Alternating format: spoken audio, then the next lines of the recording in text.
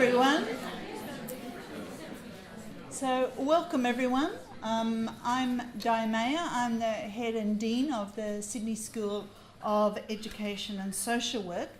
And I'm delighted to welcome you all here tonight. Before we begin, I would like to acknowledge the traditional owners of the land on which we meet, the Gadigal people of the Eora Nation. And it's on Gadigal land that the University of Sydney is built. And we often take a moment to remember and acknowledge that these lands have been places of learning for very, very long time. And the University of Sydney is delighted to be continuing that tradition and working with our Indigenous colleagues in ensuring that this continues to be a place of learning. So I'd like to acknowledge the elders, past and present, and also to acknowledge any Aboriginal and Torres Strait Islander people in the room with us this evening.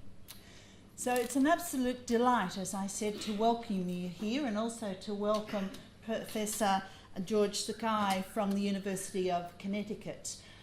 We have a series of these Dean's Lecture Series, whatever we want, we're varying the name as we go along depending on the format, where we are fortunate enough to invite and involve international experts in particular areas, and we're absolutely delighted that you can be with us this evening. And it's my pleasure also, I'd like to acknowledge that the support of the Sydney Ideas Group and the alumni group who have been working with us to make these events possible, so thank you. And I'd like to introduce you to Associate Professor David Evans, who is an Associate Professor of Special Inclusive Education here in the School of Education and Social Work. Thanks, David.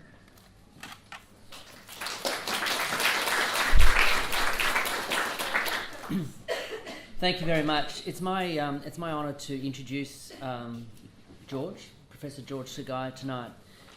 Professor George Sugai received his PhD in 1980 at the University of Washington. George was then a member of staff, he tells me this afternoon, for 21 years in the College of Education at the University of Oregon until 2005, where he moved to the University of Connecticut. George is the Carol J. Neag Endowed Chair in Behaviour Disorders. He is a research scientist in the Centre for Behavioural Education and Research in the Neag School of Education, which focuses on research and outreach activities related to promoting effective academic and social behaviour supports. George has served as advisor to the US Departments of Education, Justice and Health and Human Services. His international work includes projects in Jamaica, Cayman Islands, New Zealand, Netherlands, Australia, Spain and Canada. George has been involved in training or research grants totaling over $60 million. He has published over 130 peer-reviewed articles, numerous monographs and 5 college textbooks on effective teaching practices. Dr. Sugai's research emphasises effective applications of ABA principles and Pbis procedures to problems found in educational contexts. The subject populations include students with severe challenging behaviours, students with at-risk behaviours, and students described as having severe challenging behaviours. His recent work has focused on school-wide student populations related to school climate, culture and leadership. Dr. Sugai is currently co-director with Rob Horner from the University of Oregon and Tim Lewis at the University of Missouri of the National Centre on Positive Behaviour Interventions and Support. The centre is now in its 18th year, I think I'm correct in saying. Was established by the Office of Special Education Programs on the US Department of Education to give schools capacity building information and technical assistance for identifying, adapting and sustaining effective school-wide disciplinary practices. The centre has 2 foci: broad dissemination to schools, families and communities about technology of school-wide positive behaviour support, and demonstrations at the level of individual students, schools, districts and states of effective and feasible implementation of school-wide positive behaviour supports. On a personal level, George and his partner Betsy have 2 adult children, Kiyoshi and Reiko. George and Betsy are looking forward to their upcoming wedding of Reiko in the middle of the year. I think I'm correct in saying that. Collecting money at the end.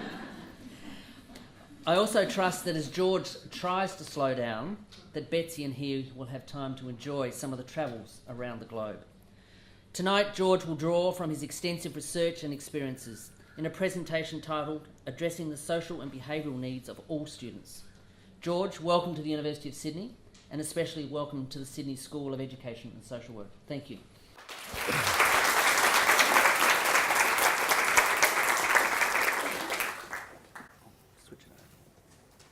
Good evening, everyone. Good evening. Good job. It's great to be here. Thank you all for coming out on this late evening. I should also tell you that what you heard David describe is probably an exaggeration of who I really am, but I'll try to give you some content to try to kind of back that up a little bit. I should also tell you that you can blame me for David Evans, because David Evans got his PhD at the University of Oregon, and I was there, and I believe he was in a couple of my classes. I passed him along, so I'm probably accountable for who he is, and those of you that know David. But David's an old friend, and I really do appreciate him, and Diane asked me to come here to present. There are some seats up front if you'd like. It's not a problem. All right, so what I was asked to do, and I'll try to do, is spend a little bit of time focusing on some of the work that I do and how I think it relates to some of the things that you all in this room are about. It's my understanding that many of you in this room are from the local community and from the schools. Some of you are graduate students. I'm here to see if you would like to transfer to the University of Connecticut, to see me afterwards. And I also know some of you are researchers and are interested in some of the kind of work that we do to justify or provide evidence for our work. I know some of you are family members, and some of you may or may not have disabilities yourself. So I'm going to try to kind of cover the range of people who are in the room, so I do appreciate you coming. So let me kind of move through this fairly quickly. What I'd like to do for the next 3 hours, I think, for about an hour or so, or less, is cover a number of different topics. And even though I set a title and a description, I think I changed it a little bit just based on having some conversations with David and Kathy Little and some others about things to kind of emphasize. I also would encourage you to ask questions, make comments, interrupt at any time. I'm trained behavior manager, so I know how to deal with people who interrupt, and I'm happy to entertain questions. We have a limited amount of time, so if I cut you off, it's not because I don't like you, it's just that we need to kind of move on.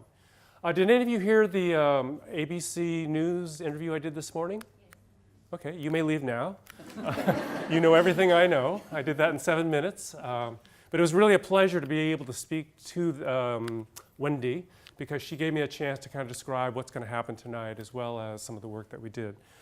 Okay, what I've been asked to do is speak a little bit about what behavior has to do with education, and how some of the things that we do affect or improve the outcomes of students, all students, but in particular those students with disabilities, because that's sort of my background. I'm going to try to touch the nerve of general and special education. I'm going to focus on school psychologists and counselors. I'm going to focus a little bit on how we prepare teachers to go out into the field and how we work with teachers who are already employed and so forth. I'm going to make fun of administrators. My wife is a school principal, headmaster. I really believe they're important people in the process. I'll describe a little bit about how we think about the role of school leadership as well. So these are the topics I'm going to try to touch on. I'll spend about 7 or 8 minutes on both. On each one of these. I'm going to focus a little bit on my area, which is called positive behavioral interventions and supports. I'm going to describe for you how that relates to something called multi-tiered systems, which is something that's become much more prominent in the literature, especially sort of in the United States. Focus a little bit on school climate, a little bit at the end. Quite a bit on classroom and school-wide discipline and classroom and behavior management, and then a little bit on social skills instruction if we have time. So I'm going to kind of dabble on those topics and give you some things to think about. So I'm going to try to take about 35 years worth of what I've learned and put it into about 35 minutes, and we'll sort of see how this goes. To kind of give you a context, it's pretty important for me to have you understand a little bit about who I am. I met with Diane earlier. She was in Berkeley. I was born really close to Berkeley in a place called Santa Cruz. So knowing that background tells you a little bit about who I am, and I just want to illustrate how long it took me to get here. It's 16,000 kilometers. It's about 15 hours on an airplane from Los Angeles. It's a long way. Fortunately, I've had 4 or 5 days to kind of get balanced. I was in Melbourne prior to this doing some work, and I head to Darwin, which tomorrow actually, someplace I've never been, so I'm pretty excited about going there to visit. So if you have any pointers about things I should do or not do, just put them on a piece of paper and send them to me. I live in a state called Connecticut. Who's been to Connecticut? Congratulations, that's good. Hartford is the capital. It's on the east coast of the United States. Those of you that don't know where Connecticut is and thought it was Kentucky, it's not the same. It's near these cities. Many of you know those cities, which is why I like to show them. You've probably been to New York, you've probably been to DC, or at least you know about it. I live about 2 hours away from New York City and about an hour and a half away from Boston. So I'm pretty located in a pretty nice place with respect to being on the East Coast. This is the state of Connecticut. It's the third smallest state in the United States, which is the state I currently live in now for the last 11 years, 12 years going. And Storrs, Connecticut is where the University of Connecticut is. It's the largest public university in the Northeast, #1 school, if you will, in teacher education there. And it's out in a farm. There are 26,000 students who live in dorms out away from the city, so it's a very different kind of community, but a very nice university. Here's the School of Education. That's the building that I work in. And I'm in the basement in the back of the building. I think that's where they put special educators who work with children with behavior disorders, but that's where I spend most of my time, and that's where the center that I used to co-direct and now somebody else directs and so forth are located. Happy to spend more time about Connecticut if you're interested. What's been most important for you to know is that while I've been here in Australia, the Yukon women basketball team finally lost their streak of 111 games in a row, unfortunately. But that's less important than what we're going to talk about, I guess. Here are 2 websites that I want you to be familiar with, just because everything I know you can get at this site. If you click on presentations, these slides are there. So you can go there and just steal them. They're for free. You don't have to take notes unless you're OC and want to. It's really, everything I'm going to share with you is at these 2 sites. The Northeast site is a more recent one. It's 10 states that have formed a network in the Northeast. And we are working with schools to provide behavior supports, positive climate work, and so forth. And there's a lot of practical information at both sites. If you're a student in the room and you're working on your literature review for your thesis, go to pbis.org. Your literature review is done. Everything is there. Just click on research and you'll see all the sort of the publications that we've done and so forth. So just kind of giving you a little heads up on how you might be able to get through your program. All right. This is the park picture I've shown a number of times. In fact, last time I was in Sydney, I think was 2011. I showed this picture then. It's a picture that I use frequently because it illustrates what I'm about. I spend most of my time getting those kids out of the corner. These are children who misbehave, who violate local norms, who have social, emotional, behavioral issues, who sometimes cause teachers and administrators and parents struggles on getting their education to be met. One thing we are very concerned about is the fact that we tend to get tough with these kids as a way to teach them not to misbehave any further. In the work that I do, the work that David Evans does and others have demonstrated that punishment's not a very effective way of managing student behavior. And much of the rest of the time I'm going to spend with you is sort of what those alternatives look like. Because what we've learned is there's a person in this room teaching kids to read, teaching to do math, teaching to do history. And you can't teach effectively when you have to teach to the corner. And the message there is if kids aren't engaged, if we don't have their attention, if they don't have the social skills to navigate the classroom, if they can't problem solve, if they can't emotionally regulate, we're going to have a real hard time teaching. And one thing we've learned is that the academic and behavioral success of children go hand in hand. And one of the messages I'm going to end with and I'm going to have you think about now is how well do we prepare new teachers to handle the social climate of schools and classrooms? How well are teachers prepared to deal with some of the trauma, some of the things that kids bring with them to the classroom? And how well are we able to do that in the context of teaching reading, in the context of teaching math, and running our schools? I think it's a misrule that we've learned that schools are only about academics, because in truth, we're about both. Because if kids don't have the social emotional strength, they're not going to benefit from the academic instruction. And I think you have to think about both together if we're going to be successful. So that's sort of the message I want you to play with. The reason I've organized the presentation the way I have is built around this particular model. There's some work out of the University of Alberta, University of Chicago, and other places that have done a really nice job describing, in general, what are the three major places that influence student outcomes. And there's three major ones that affect how students benefit inside the classroom. One is school climate. What's it feel like to walk down the hallways, go to the lunchroom, play on the playground, go to sporting events, and so forth. The second one is classrooms. What happens inside the classroom settings, classroom management. Thank you, David. Or is that for you? That's for me. Okay, that's what I thought. I take back my thank you. All right. Classroom management is the other important place. It also has to do with instructional management.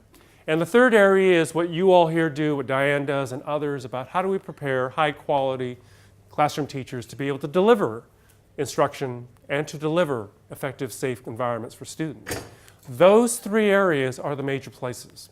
And it's important to understand that school leadership is at the middle because that guides what happens school-wide, classroom-wide, and how well teachers are able to deliver what they've been trained to be able to do.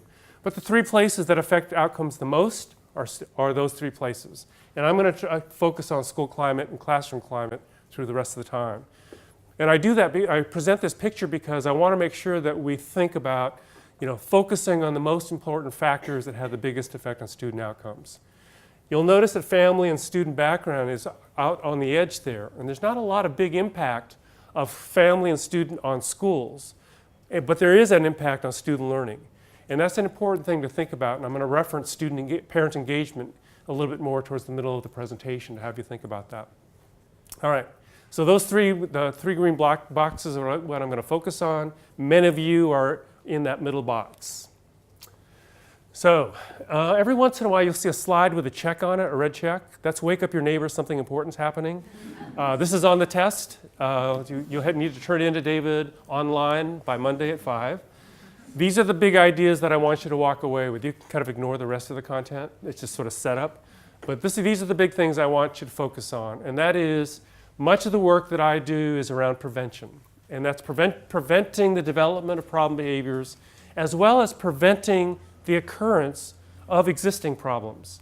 How do we decrease the likelihood that children are going to misbehave in classrooms, even though they have a history of that? It's still a prevention problem. It's not a punishment issue. It's a prevention issue. I really admire you in the room, those of you that are educators, because you have kids 180 days a year, 6 hours a day, and you have more time with children to organize and to shape their academic and behavior learning than sometimes parents do, and sometimes community does. And you have these kids for 12 years, sometimes more, and if you're in the university, even more than that. And that's such an important responsibility, and that's why I want to focus on the social emotional learning side of what we do. The second big idea that I want you to walk away with is that, and much of it happens here at the university as well, is that we have a toolkit of evidence-based practices. Yes, we can grow that toolkit so that it's bigger, but I want us to make sure that we at least minimally invest in what we know are effective practices. And I'm going to try to share with you some of those practices. I'm going to show you the evidence behind them, because schools are not a place where we want to test new interventions on kids. Schools are places where we want to deliver the best interventions possible, the best instructional models possible, because we have too much at stake in those 6 hours a day with our children, and it's really important that we stay close to those evidence-based practices, which is what I'm going to emphasize. And the last one, which is probably worth half the points on this particular essay question, is the systems component, which is how do we help the adults deliver those practices so that we can prevent the development of problem behavior. I spent most of my career working directly with children with emotional and behavioral challenges. That's sort of my area. I'm a sort of a school mental health person. I'm a special educator. I would like to work with kids who have difficulties inside of schools and communities and families. But one thing I've realized is that it's so important to make sure that the adults have the tools, the capacity to deliver those interventions. And so I've spent probably the last half of my career focusing on the adults in those environments and helping them to provide delivery of those supports. So I know many of you in this room are learning those practices. Some of you in this room are actually studying those practices. But if the adults, the teachers, the paraprofessionals, the headmasters and so forth don't have the opportunity and capacity to deliver, then students won't benefit from those experiences. So the systems component has become much more important to me, even though it's sort of boring when you think about how we study schools. All right, another red check. This is going to be a question on the final. It says, draw George's big idea, right? If there's one picture that delivers what I'm going to spend the rest of my time on, it's this picture. And some of it I've already covered. But I want to suggest to you that academic success or failure, behavior success or failure go together. That when kids have behavior failure in classrooms and schools, it interferes with their academic success. When students experience academic failure, it also affects their emotional and behavioral status as well. And kids tell us through their behavior when they're frustrated at school. Kids tell us through their behavior when they're being bullied and intimidated too much. And we know that those two go hand in hand. And I'll kind of illustrate that for you. So it's important when you draw this picture for me on the essay question number 7, that you show that arrow between the two, that it's a two-headed arrow, because it goes both ways. I also want to suggest to you that the success children experience or the failure they experience affects the climate of the school and affects the climate of the classroom. If children are frustrated, if adults are frustrated because children aren't learning or they can't deliver the practices, then those environments tend to be labeled as negative climates. And I want to suggest to you that we have control over those climates because we have our finger on the thermostat called academic success or failure, and that they go together. And climate's an important component that we need to study when we think about schools. And the last one is, which is sort of hard to see, but behind it there's a continuum of supports. And what we've learned also is that you can't just deliver practices randomly or in shoeboxes or in binders, that you actually have to organize your interventions in order for them to have the biggest effect across classrooms and schools. And that's what we call multi-tiered systems. So to recap, climate's a big deal because it reflects what happens with children and teachers. And what happens with teachers and adults affects climate. So we have to focus on what the climate of the class, school and climate of the building looks like. It's also important to remember that climate is a sense, but it's something we actually have control over because it's based on what we do and what kids experience. And lastly, you have to have a continuum of supports in place in order for us to deliver the most positive climates. So the big message here is academic behavior go together. It affects climate, climate affects learning, and the way to affect climate is to make sure we organize how we deliver the best instructional practices as well as the best behavioral practices. Now that's sort of boring and sort of commonsensical. We know what that means. I'm going to spend the rest of the time kind of unpacking that a little bit as we go. If you understand this now, you may leave now because I'm just going to spend more time on it as we go. Okay, so first before I start, I just need to give you a, what's that called? A infomercial, a kind of a non-profit advertisement. Something that I think is pretty important to me and some of you don't care about, but I'm going to do it anyway because it's pretty important to me in the work that I do. When November 6th, November 8th happened in the United States, there was significant climate change in the United States. And as a result of that, schools have been experiencing the effect of that climate change. You all know what I'm talking about? Okay, I'm trying to be apolitical here. Okay. One of the big grants that I have is paid for by the U.S. Department of Education. I'm supposed to say be neutral. So I didn't say the T word at all right? But we're worried about schools, and we're worried about what's happening in schools because of the following. Prior to November 6th, we were doing quite a bit of work and having a pretty big impact on disproportionality and school violence and issues around climate or issues around disability and so forth and LGBTQ things and so forth. We're doing some pretty cool things and making some pretty significant progress and putting in place strategies that affect climate in a pretty significant manner. But after November 6th and 8th, things changed in our schools, and that's where I'm going to focus. The Southern Poverty Law Center, which is a large group in the southern part of the United States, did a national survey just about a week after the election. They interviewed 10,000 educators, and they said, what happened in your schools after the election? And what they found across those 10,000 educators is significant disruption. Concern about kids, concern about climate, concern about safety, concern about what's happening with respect to how people are treating each other. And just to give you a personal example, my wife is an ex-principal. She retired about 4 years ago. Right now, she's a literacy coach inside a school in Hartford, Connecticut. 2 days after the election, a year 2 student came up to her and said to her, tears coming down her eyes, saying, "Ms. Fernandez, am I going to be able to come back to school tomorrow?" Her family is Mexican. They're immigrants into Connecticut, and she's worried about whether or not she's going to be able to stay in the school. A friend of mine, Steve Goodman, who lives in Michigan, he sent me an email because we were preparing a paper around this. He was saying to me that in one of the high school secondary settings, a group of students sat down across the hallway and linked their arms together, and as some Muslim kids were approaching the kids, they said, "We are the wall, you can't pass." Now, this is the United States where this is happening, and the reason I'm sharing this with you is because some of the international work we are learning, unfortunately, the T stuff is transferring across. And we're really concerned about that. And schools are saying, what do? We need a T intervention. And we're saying there is no such thing as a T intervention yet, right? But there are some things you can do. And what we're going to argue is everything I'm going to share with you for the rest of the time are things that we can do, all right?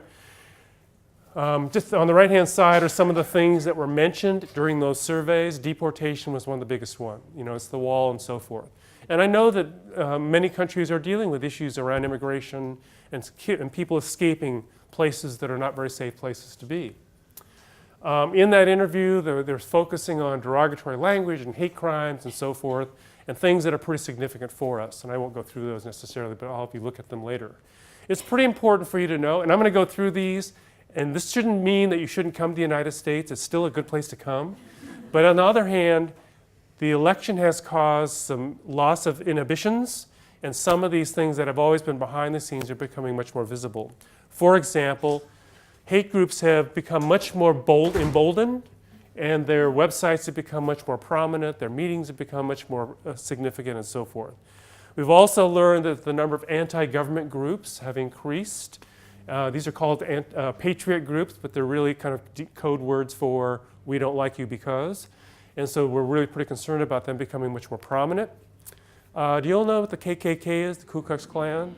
Yeah, so people like me and people of color are really worried about them. Right now there are 190 KKK groups that have renewed their license.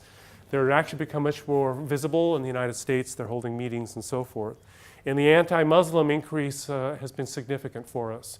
And it's a pretty dramatic change in the climates of the buildings. And again, I don't mean to say to you that, again, you shouldn't come to visit us. Just make sure you have your passport. But at the same time, it's pretty important to know that things are a little bit different there. 21% of the hate crimes increases are happening inside of schools.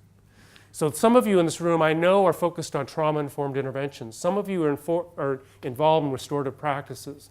Some of you are involved in school mental health. Those areas are pretty important areas to think about when you think about the kinds of things that are happening. Most of those are focusing on people who are different, visually different or behave differently or present differently. There are 917 hate groups across the United States. These are the ones we know about, right? And by the way, even though it looks like North Dakota is a safe place, I know about North Dakota. And not quite sure there's only one hate group there. But that's one of those that's kind of public, if you will. So, red check mark. These are things that I would encourage you to look at. If you go to pbis.org, and on the left-hand side it says what's new. We've highlighted some documents for parents, for teachers, community members, and others. There's nothing new there that's a Trump T intervention, but there is a set of interventions, there are suggestions there about what you can do more of to help children and families feel safer in schools. And I'm convinced that's true here in Australia, New Zealand, the work we're doing in Spain, the work we're doing in the Caribbean. All of those places are being affected, unfortunately, by what we're doing. And I want to encourage you to take a look at these places because there's information there about supporting families. We have a new school mental health ebook that's free, draw it down. It's called Family Engagement, written by Mark Weiss and Lucille Eber. A dynamite resource for you if you're interested in supporting families. There's a bunch of work on school climate that Tamika LaSalle and others have been focusing on. And on the right-hand side, there's some focus on hate crimes and bullying and so forth. Again, There's nothing new, really, except there's a renewed interest in trying to make sure we do a better job of implementing those practices. We've learned that you can't do it informally. You've got to be much more deliberate in supporting kids and families inside of schools. And we're pretty concerned about what this all what's been happening and so forth. It's really problematic when our national government models what we don't want to occur inside our schools. And we're trying to help kids understand about truth, respect, and responsibility and safety when we're not seeing those same models being portrayed on TV and other places. So again, I'm painting a negative picture on purpose to some extent, but I want you to remember that we do have some interventions that are effective. And especially schools are a great place to put those in place. All right. End of paid commercial. Turn off. I just want to now move into some of the things that are important for us to think about as we move this forward. We've been spending quite a bit of time now, just because of what's been happening nationally and things that have been happening over the last 10 years in the United States around discrimination, around equity, and so forth. And I just want to spend about 5 minutes on this topic and to suggest to you that culture is a big deal. It affects climate. It affects our ability to teach. It affects our ability for students to learn. So I want you to look at this picture. How many of you in this room are school administrators, headmasters, or think you are? All right, good. That's you over there on the left-hand side. I think it looks like you're smoking a pipe or a bong or something, but I know the job's tough, but that's you. And there are 3 kids who have been sent to the office, and these kids have been sent to the office for misbehavior inside the classroom. So I need to translate some of this language for you because I know it's different here in Australia than it is in the United States. But one kid on the left has been sent to the office for using the SHIT word. The kid in the middle has been sent to the office for using the FUCK word. And the kid on the right has been sent to the office for using the word Christmas in class. And I want you to think about, if you're the classroom teacher, what is it about your experiences, your learning history, your approach to management, your understanding of differences caused you to respond to those behaviors the way they did? Because we know, you know, that the SHIT, FUCK word can be used as a slip or it can be used as a point at somebody. And because of that, it has a different meaning on different people. It has a different impact on the people using it and so forth. Now, don't let it leave this room. Turn off the tape. Last week I was in Melbourne and I was working with a Catholic education group. So the last one was a little bit touchy. I wasn't quite sure how to handle that one. But we have people who bring their personal beliefs into the classroom. And they respond to their personal beliefs. And I just use Christmas as an example, but it could be anything, right? And we might want to think about, how do we respond? I think it's true here.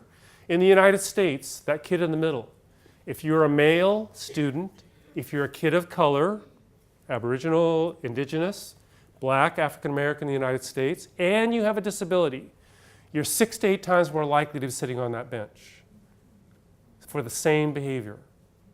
So something's going on there with respect to these communities, because each of us in this room come with a set of expectations and experiences that affects how we respond, right, to different kinds of interactions. And we've got to make sure that we understand what the norms mean as we think about schools. That's particularly important when we think about climate. It's particularly important when we think about how we respond to kids who misbehave, who run away, who cry easily, and how we interpret those behaviors. Do we call it intentional and we call it misbehavior and conduct? Or do we think of it as an example of a school mental health issue and so forth? How do we think about what happens and how are we treating those particular behaviors? So I want you to think about that as you move forward, because each of you in this room have a different learning history. I was telling Diane earlier, I was born, how many of you have been to Santa Cruz, California? How many of you know the Beach Boys? Yeah, all right, that's where I was born. I'm a 3rd generation Japanese American. My parents were born in Watsonville. How many of you know where Watsonville is? How many of you have ever eaten an artichoke before? Artichokes are grown in Watsonville. It's right near the artichoke capital of the world is in Watsonville, or near there, right? So I'm off task. Oh, Watsonville. Okay, so my parents were born in Watsonville. They're a 2nd generation Japanese Americans. My grandparents came over from Japan. So when people look at me, there's some initial interpretation or a thought about how to respond. But then as soon as I open my mouth, all of a sudden it's like, oh my God, he's from California. That's why he talks that way, or what have you. So it's pretty important to kind of think about this.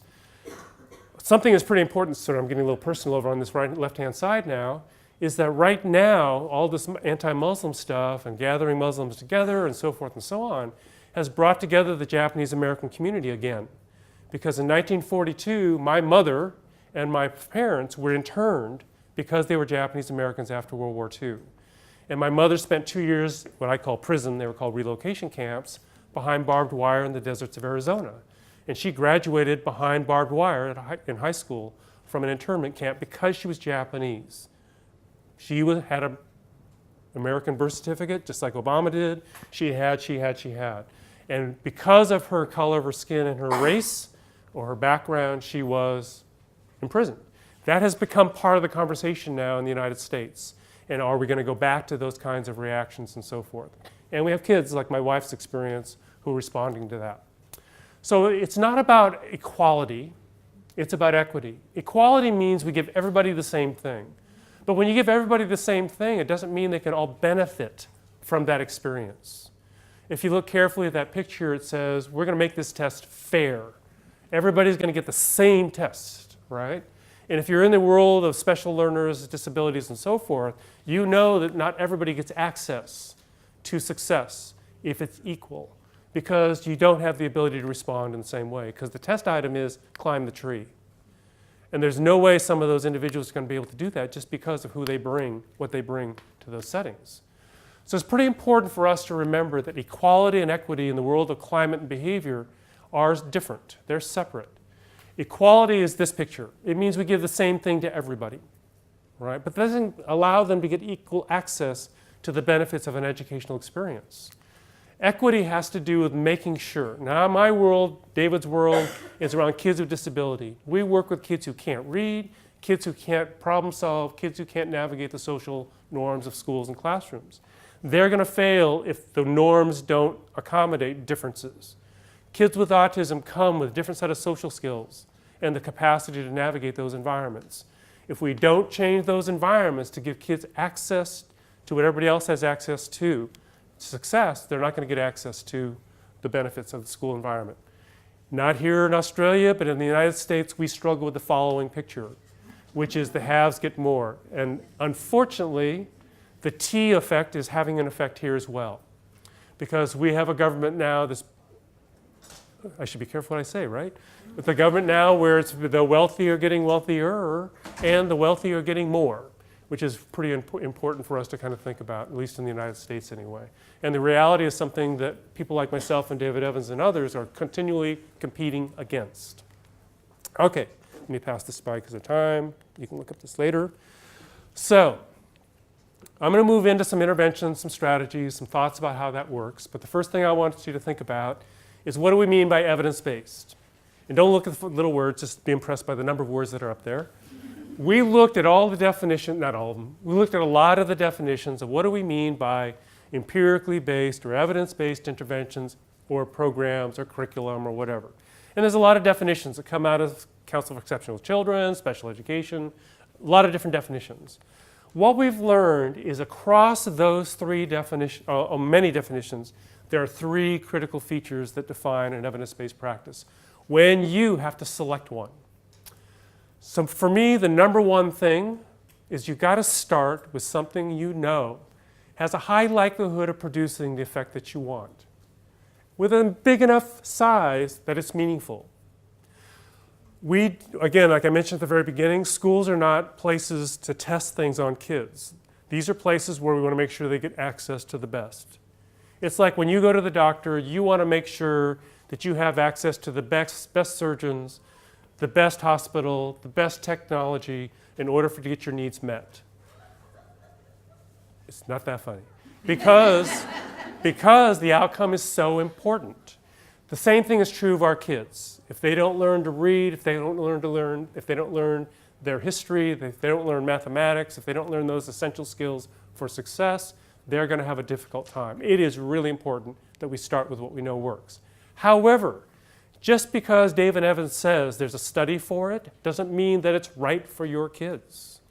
And there are two important criteria that are oftentimes missed across those definitions. One of them says it's got to be right for my kid. Because many of those studies that have been done on a certain population of students, maybe not your kid. I'm a real fan of CBT, cognitive behavior therapies. I'm a real fan of the good behavior game. I'm a real fan of phonics-based, decoding-based literacy programs. I know that those are important, but I know that they don't work for all kids, and that sometimes we have to make adjustment to them for them to work. And the third one is culture, and that's what I'm guilty of here presenting to you. I'm presenting to you content not knowing as much as I should know about Australia and its culture and all the different groups that make up the Australian culture. David and Diane told me this about an hour ago that there are different Australian accents. I had no idea that there were different Australian accents. I can't tell one from the other, and I can't understand one from, but now I understand there are some nuances between them. That cultural difference is a big deal.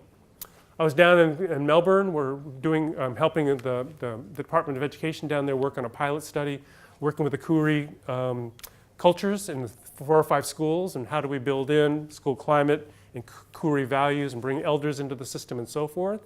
It's really neat because they're using evidence-based interventions to work with the kids, but they're modifying the interventions based on the local context or culture, and they're adapting it for elementary versus high school and adjusting to students. So I'm going to encourage you to use evidence-based practices. I'm going to encourage you that the word I'm going to finish off with are those evidence-based practices, but you should always be skeptical of people like me, because even though I say they're evidence-based, you have to know whether or not they match the needs of your place where you work and live. Because if they don't match up, it's going to fail, all right?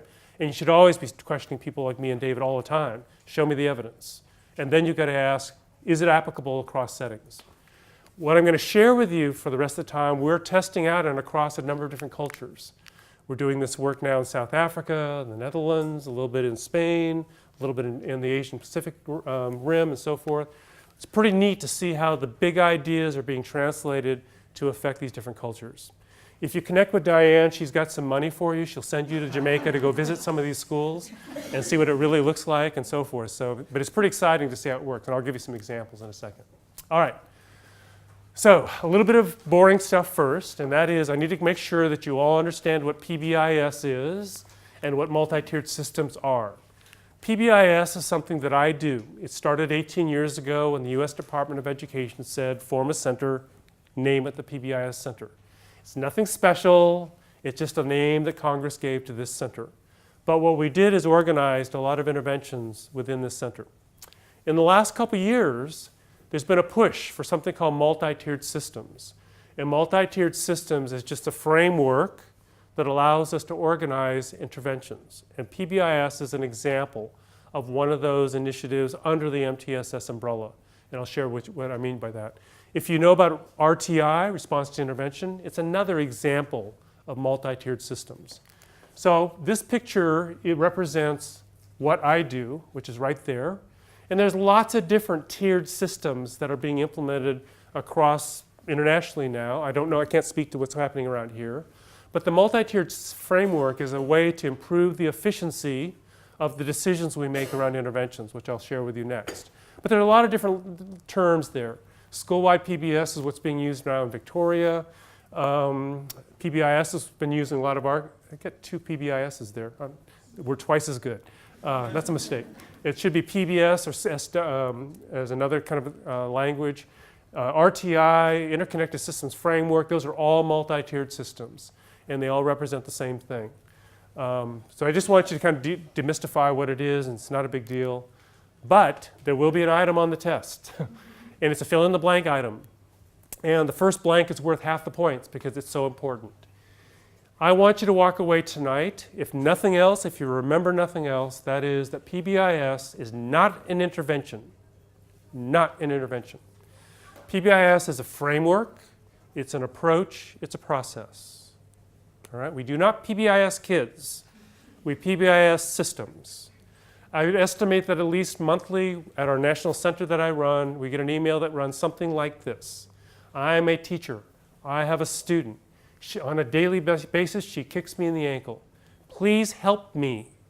Would you please Pbis her, please? And the answer is there's no Pbis intervention for ankle kicking. Pbis is the system we put in place for people to pick the best intervention for ankle kicking. And that's important for you to remember because I'm bragging, Pbis has become fairly successful or widespread in the United States. And people continue to misrule that it's an intervention. It's not an intervention, it's a framework. What does that framework do? It organizes things into a continuum, which I'll share with you in the next picture. And even though George is known as the behavior guy, we are very concerned about the link to the academic side of the triangle or the world. And we do this with all kids. Most of the time people come to me and say, I've got this kid who ankle kicks, fix him or her, which is what I've done in the past. But what I've learned is that it's much more about working with all kids in order to work with a few. And that's one of the messages I want you to think about. So it's most important that you remember PBIS is not a curriculum, it's a, good job. David has taught me that you got to practice and get some choral responses back. We'll do this again at the end maybe, all right? And these are what the shared practices are that make up the multi-tiered framework, or PBIS. We do universal screening. We check to see how our kids are doing on a regular basis. We do continuous progress monitoring. We check to see how kids are doing on a daily basis. We make sure that we have the best evidence-based practices. We work as teams. We make sure that we check for fidelity of implementation. Those are the core features of multi-tiered systems. Those are the core features of what David Evans does in early literacy. Those are the core features of what I do in behavior. There's nothing special about them. We know what many of those are. They've been well researched. All we've done is said you've got to organize them under an umbrella called multi-tiered systems. Some of you in this room are graduate students and you're doing dissertations and theses that have to do with refining some of those practices around that circle. Some of you are in schools, and every year you do a screening of your children to find out how well they're reading. You're doing universal screening. Some of you do different kinds of progress monitoring as a way to check on how your children are doing. Those are all multi-tiered systems practices. We put them all together. All right, red check, wake up your neighbor. These are the tools for making these features work. All right, and it's on the test. So I'm going to say to you, if you're going to put a multi-tiered system in place in your classroom, what are the four most important elements to consider? And I'm going to say to you, the most important one, of course, is kid outcomes. We want to know where we're going with kids, and we need to make sure we're clear about what it looks like. We want to make sure that we know what's the most important for our kids in our classrooms, in our schools, in our grade levels, and so forth. That's what tests are for. That's what our instruction's about. But to make the wisest decisions, we need to have information. And that information tells us what interventions to pick. And the adults have to be competent. The Sydney School of Education is all about preparing people to be able to implement evidence-based practices with the highest degree of fidelity and to use data to know whether or not that's working or not. When the decisions are important, kid outcomes are important, kid benefit is a big deal, we have to pay attention to those three in the middle. Because without that information, we can't pick the best outcomes, know whether or not we're getting there, and pick the best interventions to try to shape those. If you go to the doctor because you need a valve replaced on your heart, you want to make sure that you know what the odds are of your dying or not on the table, the outcome.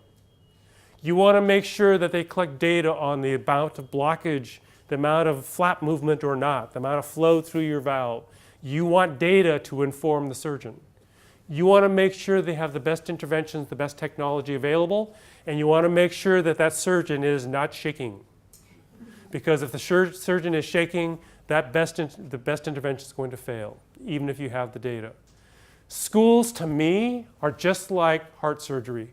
Kids have to benefit, and the outcome is so important that we cannot leave decisions up to chance. We have to have information, practices, and good systems. I flew, what did I say, 10,000 kilometers to get here. When I get on a plane, the first thing I do is look to the left. I make sure that the pilot is doing his or her checklist, collecting data. I want to make sure that he knows where we're going. I'm going to Sydney. I'm not going to Darwin, right? I want to make sure the outcome is clear. And I want to make sure the pilot has sitting next to her at least 3 cups of coffee, because I do not want you falling asleep while we're flying that plane. We look for all 4 elements when the outcome is important. Do we do the same thing for kids? Becomes the question for you. All right? So, let me pass this by. Now, I want you to think about this picture because this is going to suggest to you a little bit about what we mean by a continuum of supports. All right? That phone number will not work because I took it in Perth when I was visiting in Fremantle a while back. So it's a graffiti hotline sign. Some of you know what that sign is for, right? It's to inhibit graffiti writing. So I was walking to the conference center right down in Perth, at the convention center there, and underneath this bridge I saw this sign, so I took it, because all the walls had graffiti on them. So why did they put the sign up? To inhibit graffiti writing. What's on the sign? Graffiti. Oops, right? So we have this sign that's put up to inhibit graffiti writing, and then David Evans sees that sign and says, oh my gosh, empty canvas, and starts doing graffiti. We have a mismatch between the intervention and the outcome we're trying to achieve. Now you could argue, and I would agree with you, that that sign is there for the other kids who are thinking about graffiti writing. But the reason they put the sign up is not for those kids, it's for the kids who are the chronic graffiti writers, because it's a problem. Agreed? This is Western Australia, not here, so you don't have that issue here, right? It's Western Australia. So it works like this, and part of the story is true. David can back me up on this. My daughter would walk by this sign, and she wouldn't even pay attention because art is not her thing. Not her thing. She doesn't know how to do graffiti. She wouldn't know what to do, and so forth and so on. She might date somebody who's a graffiti writer, but she would not know how to do it herself. That sign has no effect, and if she was thinking about it, she'd probably stop.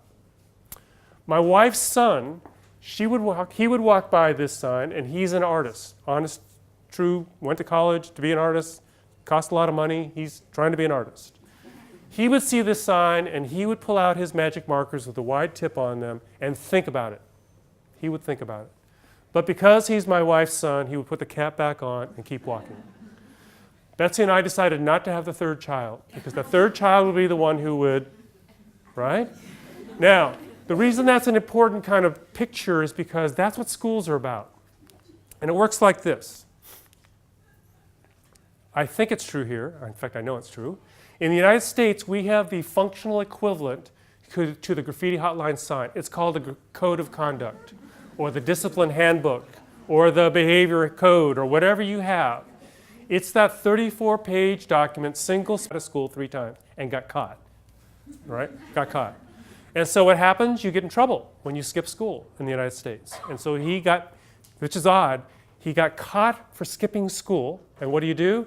You suspend him for 2 days. Remember, talk about a mismatch, right? But it took him 3 times to figure out, don't do that again. He stopped, which is, again, the reason we didn't have that third child, because that would be the kid with the 15, 16, 17 trips to the office. Because what do? We throw the code of conduct at the kid to say, wake up, read the code. But it's a mismatch between the intervention and the need of the kid. I'm not excusing the behavior. I'm not saying, that's okay. I'm just saying we have a mismatch between the intervention and the intensity of the problem being addressed. There's a functional equivalent to that in the academic world as well. Can't read? Just read more, right? And we have this problem that says use the basal and keep reading the basal when in fact they need something extra. So I want you to think about how this applies across different contexts as well. All right, so that's a long way of saying that what we've done in the world of behavior is we've put together behavior management systems, we put together school climate discipline systems, but they tend to be one-dimensional. What we've been trying to do is focus on building tiered systems. How many of you have seen pictures like this before? I know you're tired of them, right? The triangle is the way we think about a continuum, and it organizes the graffiti hotline logic in the following way. The graffiti hotline sign is that bar on the left-hand side. The code of conduct is that bar on the left-hand side. I forgot to ask, am I speaking too loudly or not loudly enough? Just right. Okay. You were all so polite. Nobody interrupted. And okay. Just throw something at me. If I don't speak loudly enough, I say something inappropriate, it's okay. Let me know. I need feedback. All right. Triangle. Tier 1, universal intervention, is what we have to have for everybody. But there are some individuals who need a little extra. And there's some individuals who need much more intense interventions.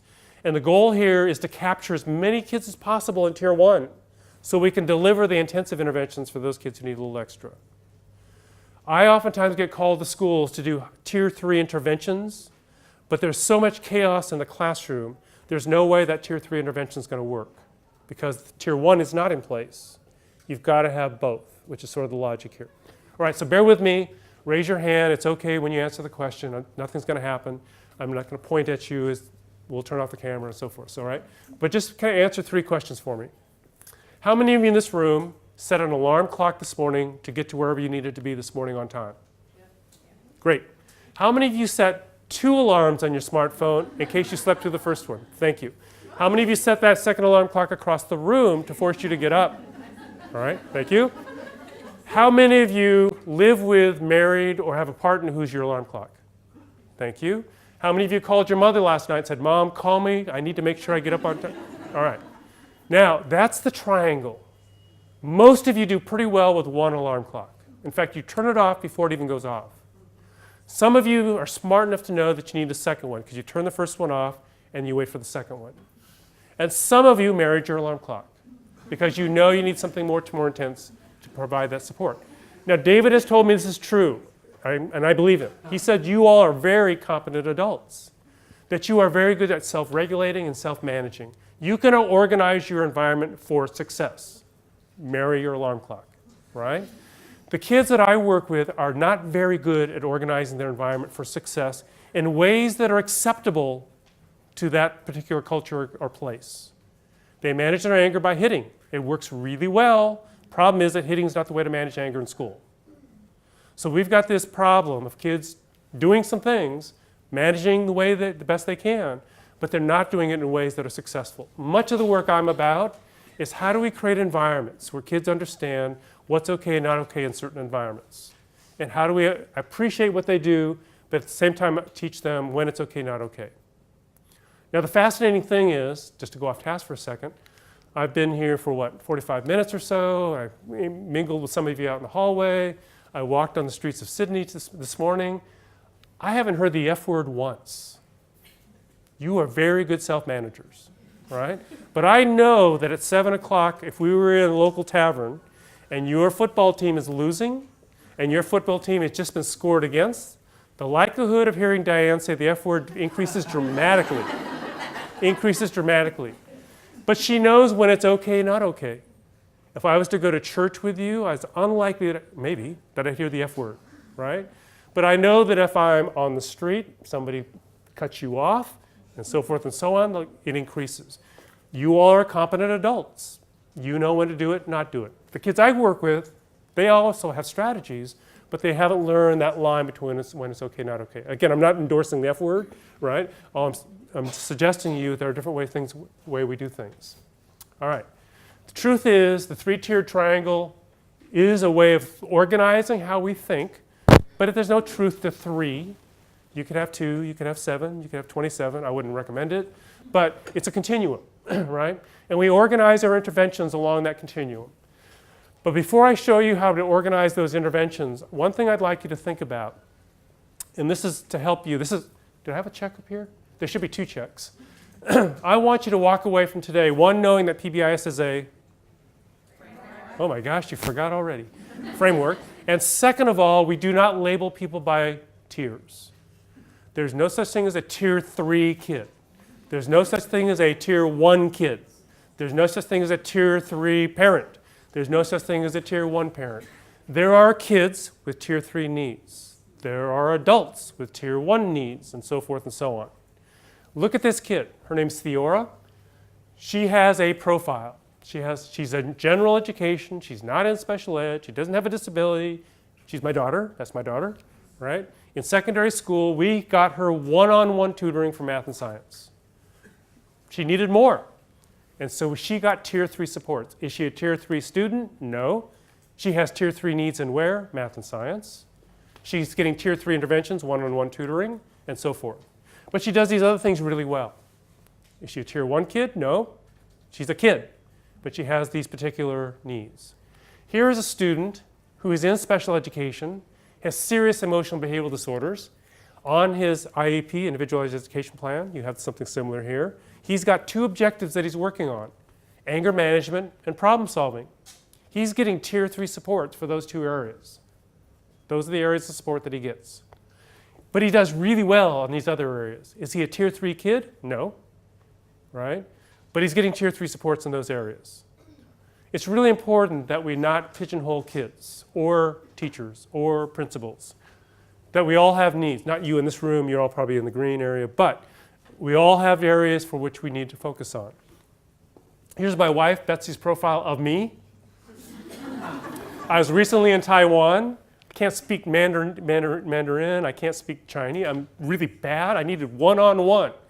I was presenting. I had an interpreter standing next to me. I got tier 3 supports for Taiwanese. I am a researcher. I couldn't get myself out of a brown paper bag if somebody said, do an HLM on this data set. I couldn't do it. You give me the results, I can interpret the results. I need a group around me, group support, right, to do high-end kinds of statistics. I need tier 2 supports in that area. My wife tells me that I don't express my emotions enough. That's debatable, right? But she thinks I need tier 2 supports for that, wants me to go to group. No, she doesn't. But I keep telling her I'm not a tier 3 husband. Look at all the things I do well. I love to ride bicycles, I play, so forth and so on. Your homework assignment, I know you didn't think you had homework, but you need to turn this on to David on Friday, or on Monday, I mean, is that you need to do a profile on yourself as a student, as a teacher, as a school leader, as a school psychologist. What are the areas that you have to work together as a team? What are areas that you can do blindfolded? What are areas that you need a script to work from? Because we all, well, I think you all have areas of need and areas that you do really well in. If you're filling this out and you can't identify anything for the top, just ask your person you live with. They will tell you what goes in those top ones. But you got to always balance it out with the things that are at the bottom. Now I'm teasing a little bit, but remember I talked about culture and I talked about student fit. And I talked about how important it is to treat kids as human beings and that we're addressing their needs. And this is trying a way to get there. We actually use this with kids in schools. We ask kids, we ask kids to fill this out on themselves. What are some areas that you believe you need some help in school? What are some areas that you do really well? And what we find is most kids have some areas they're really good at. It's just that we don't give them a chance to kind of highlight those, which is sort of the area. All right, so moving forward, here's a check on it. Wake up your neighbor, this is on the test. So what is the major point of the triangle? Yeah, we don't want to label kids, I understand that part. But the triangle is a logic that says you got to make sure that tier 1's in place in order to do tier 2 and tier 3. It doesn't mean you can't do high intensive supports. It just means that it's harder to do it because the outcomes are more important, because the data you collect is more frequent and much more individualized, because the interventions you put in place are more individualized and require more time and attention. You have to do it every day as opposed to once a month. The systems that are in place require a team of individuals to work with kids with high needs. The triangle logic basically says, you've got to pay attention to all kids in order to work with a few. Because the few that need that high intensity supports have to have a climate or culture in which those high-end interventions are possible. I do most of my work now in schools and classrooms where tier 1 is missing. But they call me to work with tier 3 interventions. And there's a mismatch between those, which is sort of the logic here. Now I'm focusing on behavior. The same thing is true of academics, or literacy, math, calculus. Same kind of logic applies. And I want us to kind of think about how classroom management is part of that as well. All right? So, it takes more. It takes more to do the stuff at the top. But in order for us to be able to deliver that, tier 1's got to be in place. So if you're a general ed classroom teacher, 30 kids in your classroom, it's important that you have something in place for all 30 of your kids, because you're going to have that one kid who's going to need something extra, or 2, or 3 even. And that's going to change based on literacy or math or whatever, because your kids are going to have different strengths based on their profiles. All right. So David said I had to show some data, so I'm going to show a little bit of data because I want to make sure you understand how the triangle looks when you look at data. And I'll do this pretty quickly. One's a behavior example, the second one's a literacy example, just to kind of arrange, and also to brag a little bit about the literacy one. But these are data from our data set at the University of Oregon, because Oregon is the major site for our center.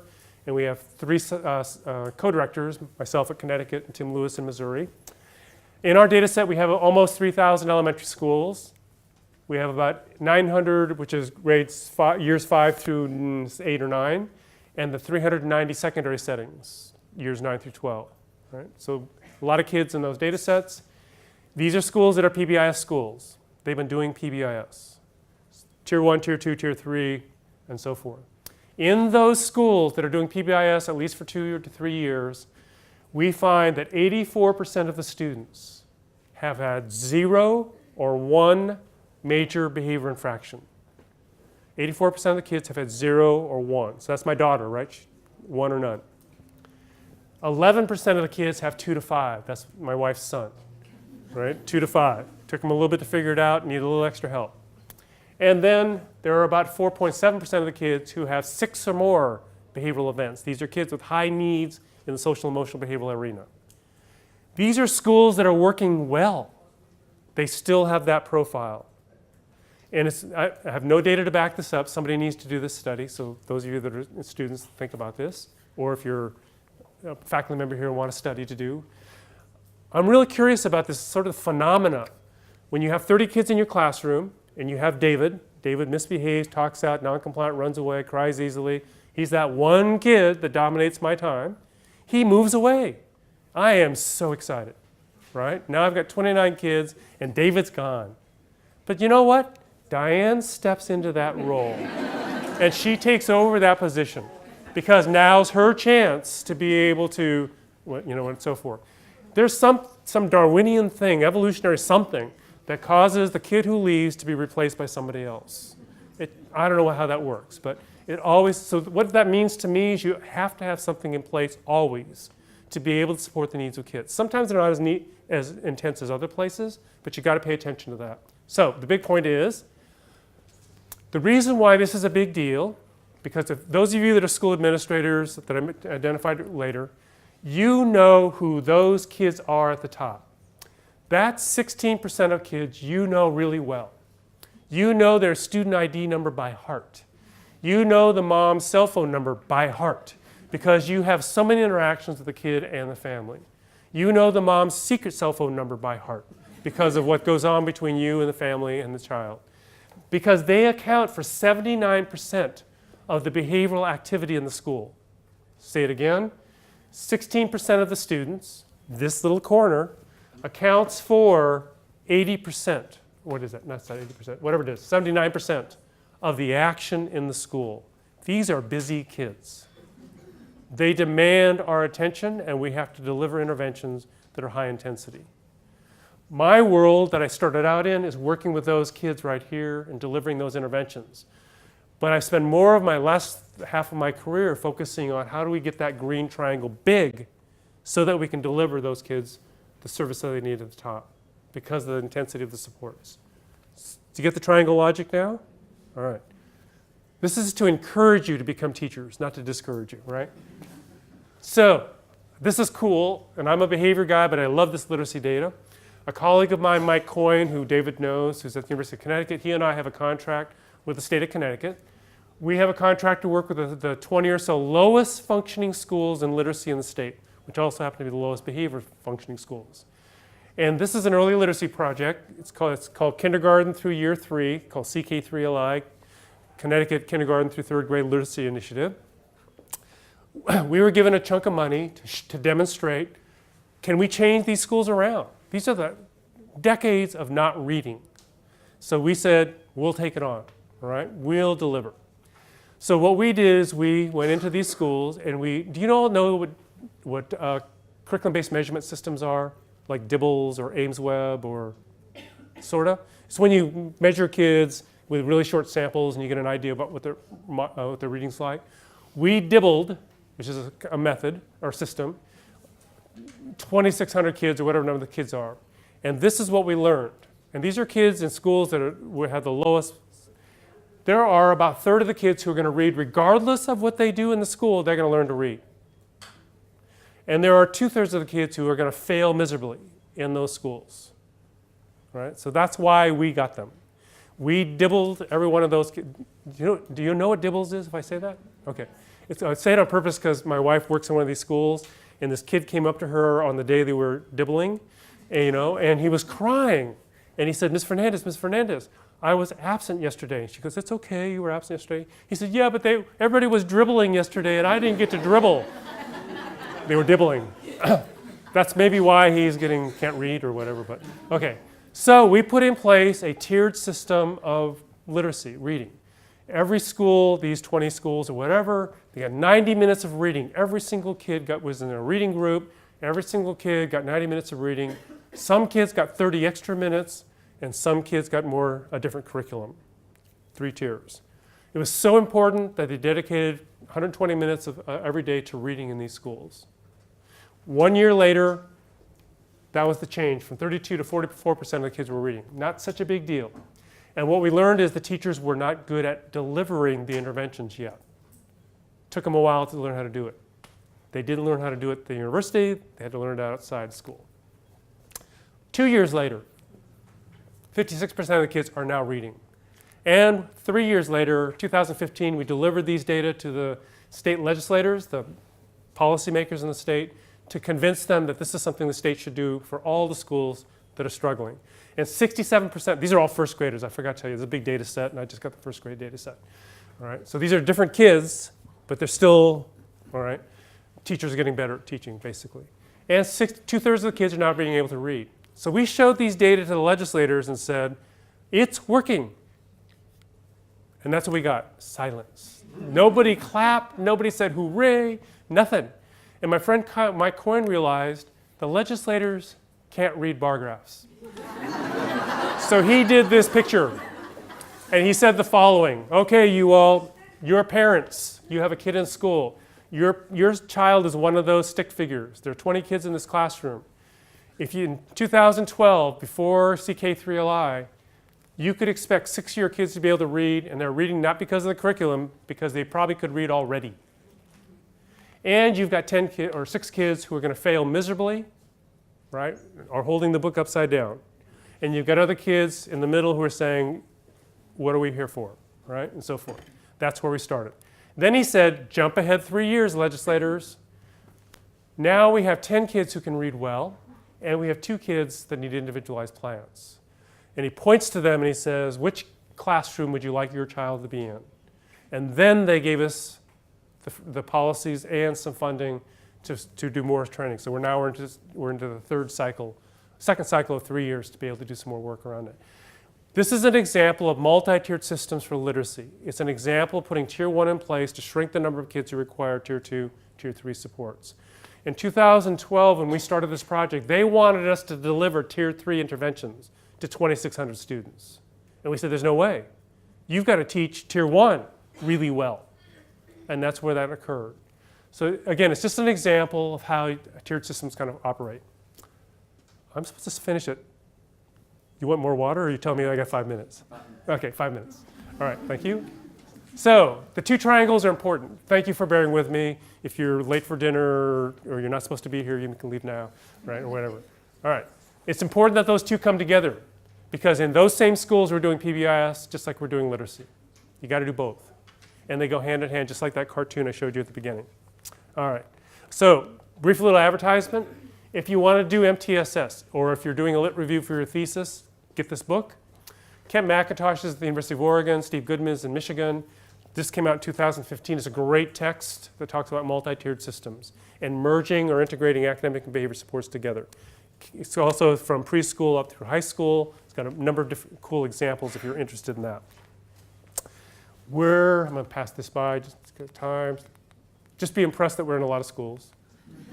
All right. Here are some international sites that we're playing with. Some of the places are just getting started, so I have to be honest that you're going to have a hard time coming up with an excuse to go there to vacation and study. But there are some places that are doing a really nice job, and as well as here in Australia as well. So I should let you know about the PBI side. All right, I'm going to pass this by just because of time. Oh, I should show you this one picture. All right, I want you to think about.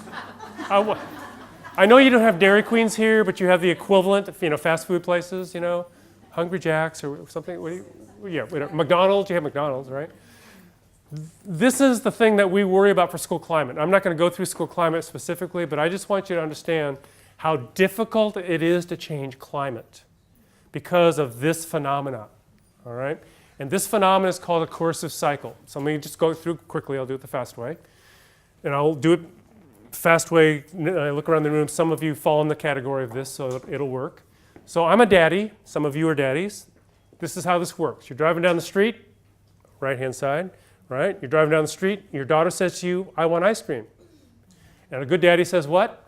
Not right now, honey. We have to run some chores and errands. After we run the errands, you might be able to have ice cream, if we have time. Drive, drive, drive. Daughter says, I want ice cream, I'm hungry. Daddy says, use a quieter voice, please. What did I say? You need to wait till after we run errands, and then maybe we're going to have ice cream. Drive, drive, drive. Daughter rolls down the window, yells out the window, child abuse, Daddy won't give me ice cream. What does a good daddy do at this point? Give ice cream. Because what happens when you give ice cream? Screaming stops. Now, remember, I'm not excusing screaming or ice cream. I'm just saying what happens when you give the ice cream? Screaming stops. Right? And daddy says, that's cool. And what does daughter say? Screaming works. I get ice cream. Short-term benefit, long-term bad idea. This happens in security lines at the airport, happens at theaters when you're waiting, grocery stores. It's whenever you as a parent are going to be embarrassed, that's when daughters know when to pull this stuff out of the hat and make it work. The problem is the following, because your daughter gets the ice cream, right?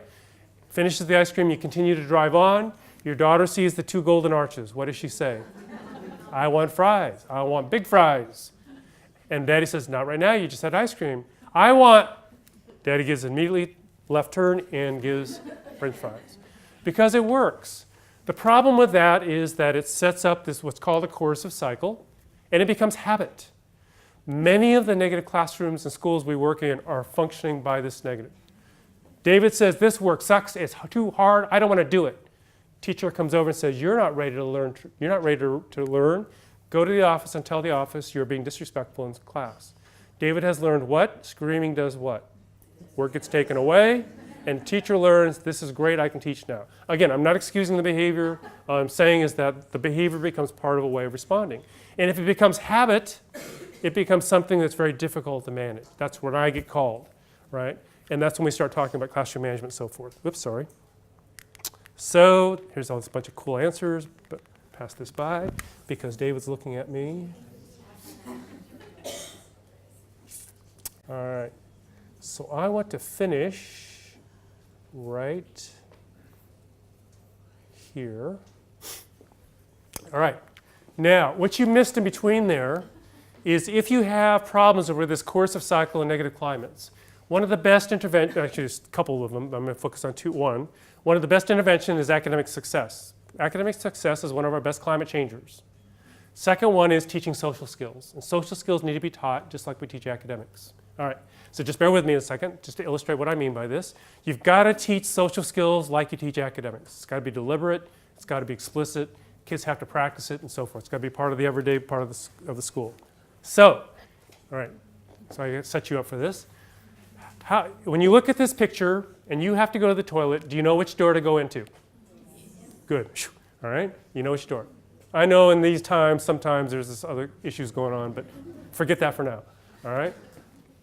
When you see this sign, do you know what direction to go to find the toilets? Yes. Good, because the arrow tells you which way to go. Agreed? Yeah. Okay. When you see this picture, do you know which door to go into if you have to go to the toilet?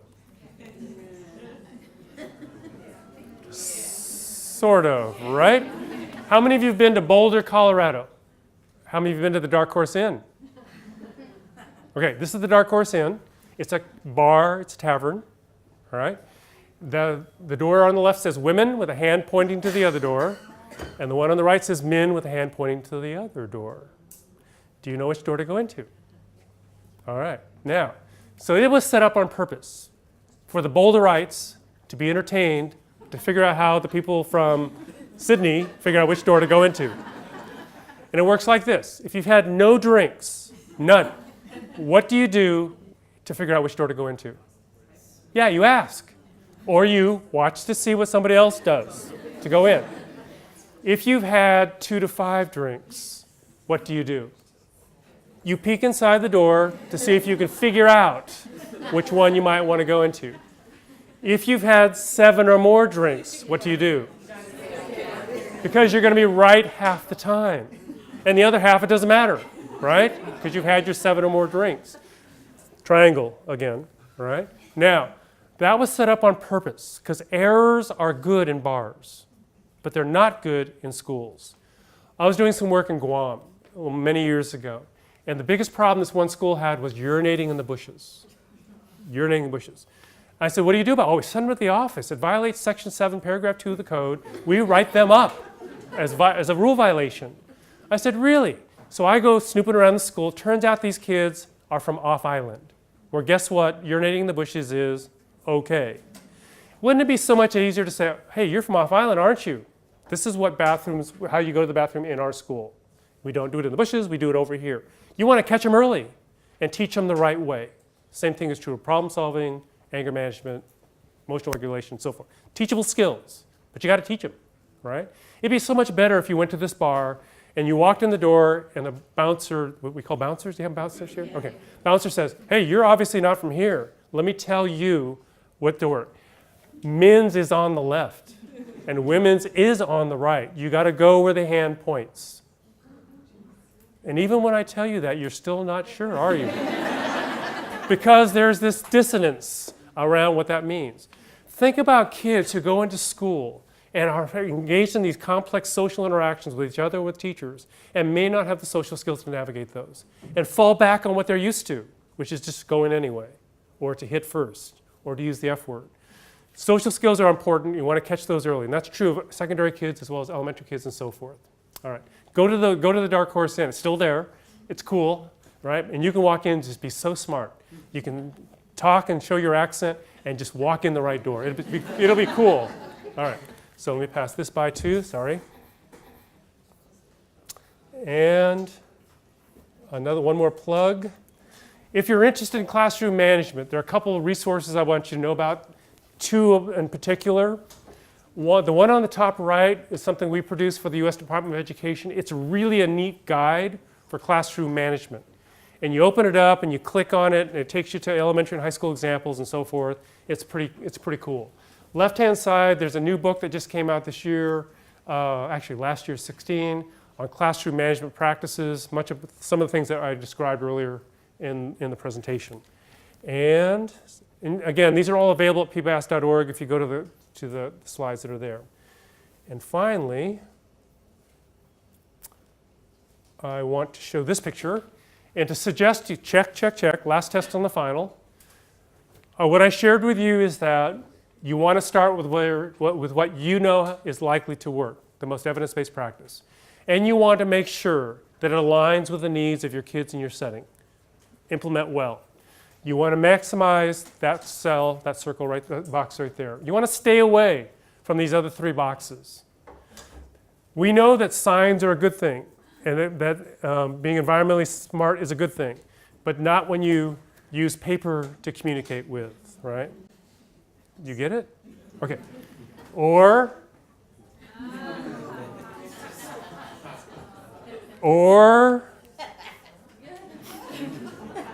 this one I'm not quite sure about, right? They did a good job putting the sign up, implementation, but I don't know what the sign's for. Why would you put that sign up there? And if you look carefully, there are little nick marks on it from what? Yeah. Or that's an ineffective strategy for poorly implemented. I just don't know, it's hard to find that cell down there. Or, last one. So we got an ineffective practice also being implemented very poorly. Now I'm teasing a little bit around the outside, but we have interventions in schools in America or the United States that look like those. Why are you doing that, right? Which is part of the question. All right, so you need to call in sick on one of these days. Come to America if you will. I'd encourage you to come to the PBIS Forum because that's our big conference that we have around positive behavior supports. Chicago's cool. It's a neat place to be. Just call in sick. Again, Diane has lots of money. She'll share that with you to kind of pay your way. And finally, if you need anything, go to the pbis.org site. My email address is up in the left-hand corner. If you have really hard questions, contact Rob Horn or Tim Lewis, who are my co-directors. And you're more than happy to come. If you come to stores, you can stay with me because our kids have finally gotten out of the house. We have 2 empty bedrooms. and come and visit. So thank you very much for your time. I apologize for going over.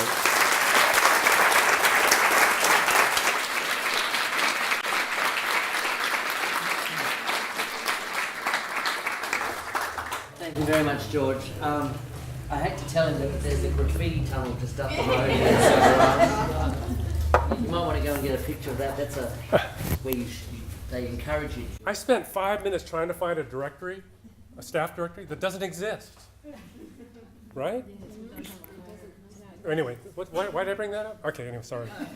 Anyway, thank you very much, George, for a very entertaining presentation, and I'm hoping that there's plenty of material there for people to take away. And thank you. Pleasure.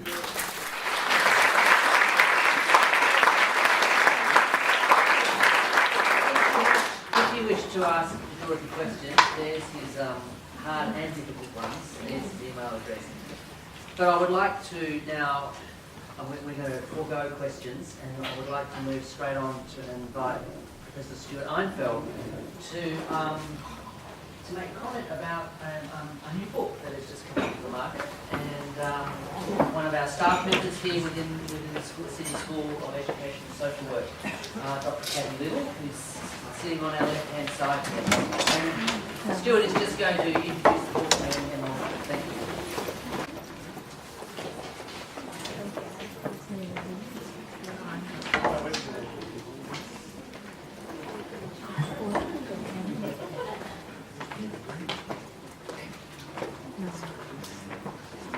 Well, thank you very much, David and Cathy, for conferring the honour and the pleasure of talking to you about Cathy's book, Supporting Social Inclusion for Students with Autism Spectrum Disorders, Insights from Research and Practice. The first thing I should say is that none of anything I say is going to be included in any exams. Or tests or assignments. Now, I'm not a professional educator. I'm a child psychiatrist by background, so I come from a rather different perspective, but certainly one which is very consonant with the issues that we've just been hearing about. And I do regular school clinics, consulting in schools about children with behaviour difficulties, especially children with various sorts of developmental disabilities. Now, I think Cathy's book is remarkably timely for a number of reasons. First, there's at present renewed uncertainty about what autism is. How broad are the boundaries, or how narrow? We have a new definition system in the DSM-5. There's even questions, is autism a disability? Just on the ABC the other day we had an educator from Victoria arguing that autism wasn't a disability at all. Then of course there's the question about how common is it? And as you all know, there's been a huge increase in the diagnosis of autism, but what's much less clear is to what extent that represents a true change in increase or whether it's just a change in recognition. And now, as it happens, just for your interest, the only despite the number of diagnoses increasing by 200 and 300%, the actual studies in which the incidence of autism has been properly measured in the same population in the same context in 2 consecutive periods has not demonstrated any true change in incidence whatsoever. But that doesn't mean that education authorities don't have to struggle with the issue of how do they respond to labelling of children with autism. And as you're well aware, there's the critical issue that a label of autism attracts extra funding in the state school system in New South Wales. And so there is enormous pressure on people like me from schools and from parents to give children the label of autism. just to attract extra funding. And this is even more so now that we have the NDIS, because if you have a diagnosis of autism and severity regarded as moderate, and that's not really measured in any, needs to be measured in any scientific way, it's just a professional says so, then you immediately get onto list A, which is gives you automatic access to NDIS funding. So there are two major financial incentives to using this label. So it's not surprising that, you know, the most current liberal scientific or quasi-scientific estimates of the prevalence of autism come from the CDC in the United States, where the prevalence of autism is said to be 1 in 80. But in the longitudinal study of Australian children, parents were asked recently, has your child received a diagnosis of autism? And 1 in 25 parents said that their child had received a diagnosis of autism. So the label was being used at least 3 times more frequently than the most conservative scientific estimates of prevalence would suggest.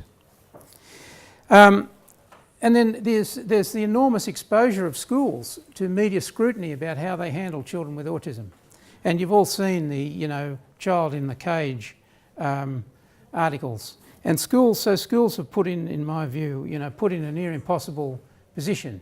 If children have significant behaviour problems, they're expected to contain them and to deal with them. Sometimes extraordinarily difficult behaviours to manage. If they ring up parents and send them home, ask the parents to take them home, they're criticised because that's costly for families and parents can't work. And of course then there's the pressures to protect other children. And of course we want them to use all the best practices that we've just been fortunate enough to hear about. But even so, there's a proportion of children who are very difficult, and so schools are in a very difficult no-win position in some circumstances. And I guess the last reason why this is such a timely issue to be discussed in Kathy's book, we've already heard about the tea event, and Mr. T, of course. If we wanted to get expert input on autism, we only had to ask Mr. T, because he says that he knows the cause of autism and he knows that it's caused by vaccination, even despite the fact that the best science says that is not the case. And to me, the most dangerous thing about the current political situation in the US is not just the permission given to the hate rhetoric. It's actually the attack on the truth and the attack on science that, to me, is the most critical. Because, this is the time of fake news, of post-truth, anything that if Mr. Trump doesn't like the truth, he just makes it up and then changes his mind, invents a new truth the next day, and people, this is now suddenly permissible. So the answer to this, in my view, is, especially, here we're talking about the issues about autism, but the key thing is to answer this without retreating from high quality scholarship, by insisting on academic rigour and evidence base. And this is exactly what Kathy's book represents in this area. Now, I don't have time to talk about all the chapters, but one of the issues, is about what is meant by social inclusion. And there's a whole range of views, as you'll be aware, in the education sector about what social inclusion means. Is it just the mechanical placement of a child with autism in a mainstream class? Is it their participation in the same activities? And this is very nicely canvassed, this issue, in the book. I particularly liked Michelle Bernati's definition, where she defines social inclusion, rather than any of those things, defines them as having valued social roles, because this means that it's not it's not what the child, that the child doesn't have to conform to some particular defined place or behaviour. They can have a whole variety, the child and the adult. It's a chapter about adults. There can be a whole variety of behaviours of the person with autism, but if they have social value, if the community regards what they're doing as valuable, then that's social inclusion. I thought the chapter about the roles of families was particularly important about how families can support social inclusion, and I would extend it further with the challenge about how it's worth considering how educators can support family adjustment as well, because having a child with autism is always a loss. It's never something a family wishes for, and where there's loss there has to be grief, and grief is a process which is difficult and sometimes very long to pass through, and we should ask how schools can help families, and that would reciprocate in terms of educational support. So I'd just like to conclude with thinking about, when we talk about educational institutions, here we are in the great University of Sydney, and what are we doing here about social inclusion in the University of Sydney of students with autism? Well, some of you may have been involved in the Disability Action Plan that the University of Sydney is currently implementing, perhaps in the faculty, in your faculty, perhaps more widely. I've been closely involved in the Disability Action Plan, and I can tell you that straight out that I think the university's performance on arranging inclusion for students with autism is at a very early stage and has a great journey to go through before it's anywhere near acceptable. I've been beating a drum about compulsory group assignments and even worse, compulsory group marking. Just think what that's like for students with autism, how difficult that is for some, and how difficult it is for the other students in the group who don't understand why one of the group on whom their own mark is dependent seems to have such difficulty in understanding what their contribution ought to be. And I'll just briefly share a couple of stories from my experience here. One, I saw parents of a young man who had been a chemistry PhD student here. He was regarded as a brilliant chemist, but I discovered that, contrary to what we might think about, people who work in labs as all being, a bit, anti-personal or unsociable. Quite the contrary. A lab requires a high level. There's a lot of people all having to collaborate with limited equipment in a small space. It takes a high level of social skills to do so. So this young man simply didn't understand the rules. They weren't explained in a way. Nobody took any trouble to explain the rules to him in any way that was exceptional, and he continued to flout all the social rules. The other students and the lab teachers, the lecturers, just thought he was an inconsiderate jerk. He got expelled from one lab after another, eventually dropped out of the University of Sydney in a typically autistic kind of quirky way. He thought it must be Australian labs were like this. He went overseas because that would be better, had the same experience, ended up as a homeless person living on the street, and much to the pain of the parents. And I think this was all because the University of Sydney failed to recognise his disability and could have easily designed rules about social behaviour in the labs in an autism-friendly way. That's highly structured, very black and white kinds of specific rules, not generalisations. I saw a young woman in the final year of medicine. She'd done very well in all the preclinical years. When she got to the obstetrics term, where each of the students had to engage with a family couple that were just about to have a baby and share this experience with them, which was an enormously emotional experience, of course, for families. This student just either didn't say the right things or said socially inappropriate things, and the hostility that was directed to this young woman from the nurses, the midwives and so on was had to read all these reports. It was just awful to read, and all the cruelties that they wished to have visited on this poor student. And when I saw her, she had absolutely classical autism. She'd done very well in biochemistry,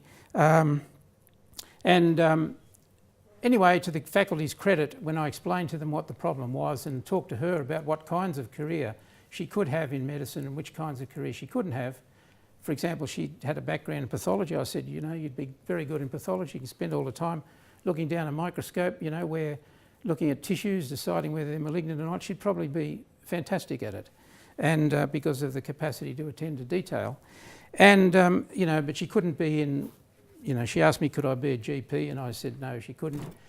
And anyway, I was very pleased to see that she graduated. So there's something there for, I think, the whole system. When you referred to the requirements of getting the whole system in the school that need to be thought about in terms of our own educational institution here and supporting young people with autism.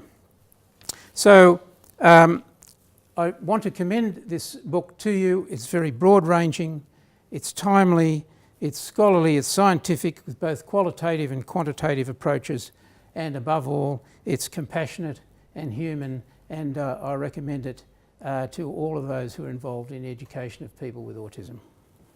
Thank you.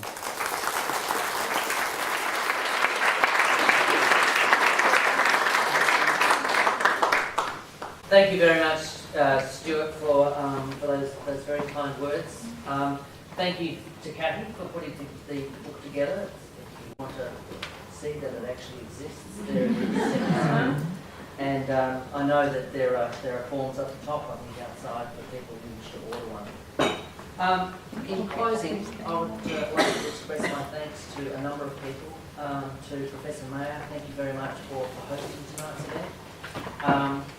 To George, thank you. Thank you very much for providing a stimulating and entertaining and thought-provoking address this evening.